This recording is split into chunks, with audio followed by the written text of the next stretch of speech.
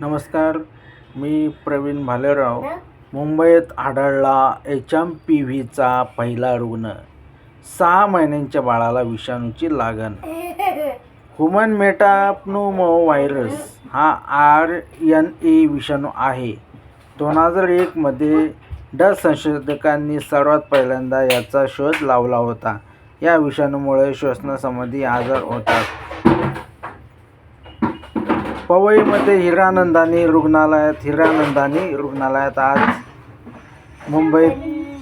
मुंबईतील ह्यूमन मेटाप्न्युमो व्हायरसचा पहिला रुग्ण आढळला असून 6 महिन्यांच्या बाळाला याची लागण झाल्याचे चाचणीतून स्पष्ट झाले आहे. खोकला आणि ऑक्सिजनची पातळी 84% पर्यंत खाली घसरल्याने या बाळाला 1 जानेवारी रोजी रुग्णालयात दाखल करण्यात आले होते. दरम्यान रुग्णालयाच्या डॉक्टरांनी दिलेल्या माहितीनुसार या विषाणूवर कोणतेही विशिष्ट उपचार नसल्यामुळे बाळावर ICU मध्ये ब्रॉन्कोडायलेटर्सच्या लक्षणांवर उपचार सुरू करण्यात आले आहेत.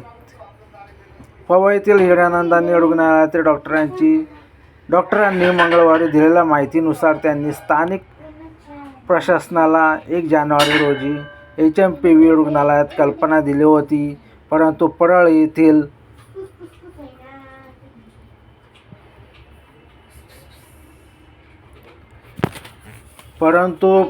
येथील BMCच्या आरोग्य अधिकाऱ्यांनी सांगितले की त्यांना अद्याप असा कोणताही अहवाल प्राप्त झालेला नाही. याबाबत टाइम्स ऑफ इंडियाने वृत्त दिले आहे. केंद्र सरकारकडून खबरदारी. चीनमध्ये सध्या ह्यूमन मेटाप्न्युमो व्हायरसचा HMPV उद्रेक सुरू असल्याने देशातही याला विषाणूला रोखण्यासाठी खबरदारी घेतली जात आहे.